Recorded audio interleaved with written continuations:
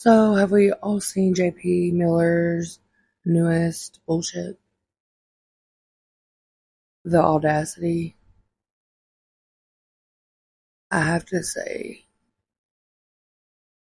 be ready to be pissed after this one. For sure. He's doing a lot of projection, more than the usual.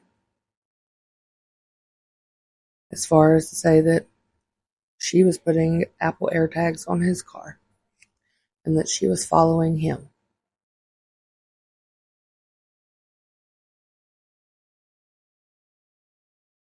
Okay, first of all, somebody was making fun of me because I sniff. I have a tick. I had a tick since I was a kid, so that's what it is.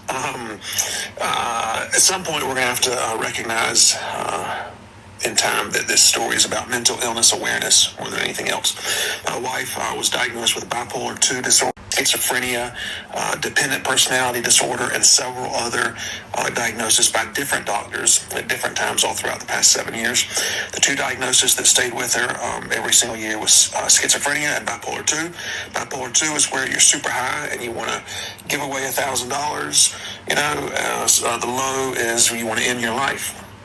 And she went super high and super low many times over the years, and it was a struggle, almost a constant struggle, but we got through it. And the schizophrenia is where she would hear voices or talk to people that were not there. She'd play chess with people that were not there without a chessboard.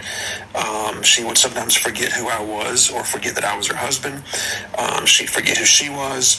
Don't forget that she was my wife. Sometimes she'd forget who her family is, things like that. And on March 11th, remember that date because you super sleuths out there are going to need to know that date for the future. But on March 11th, something happened that kind of forever changed the course of our lives.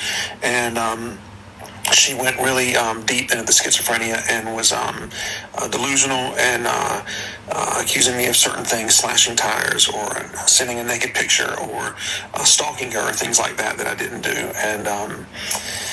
And I found an Apple AirTag in my car, in my truck that week, and I assumed it was hers because I would keep seeing her pop up where I was at. Here's a video of, I was at a gas station on March 13th, and I look up and I see this very beautiful woman in a car that I've never seen before. And I learned quickly, of course, it was my wife. And she was hiding out or spying or something, and began videotaping me. And so I videotaped her, videotaping me. It's sad that the mental illness is sad. But we managed to always find lightheartedness in life in spite of it, and we always got through it.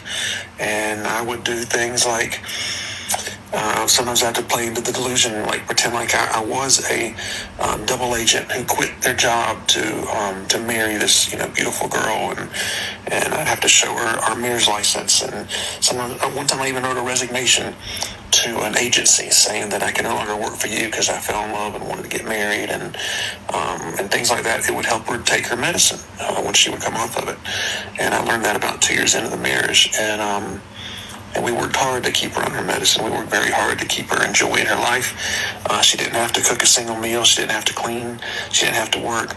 She just had to take her medicine and enjoy her life. And we did our best with what we had. But here's a video of March 13th.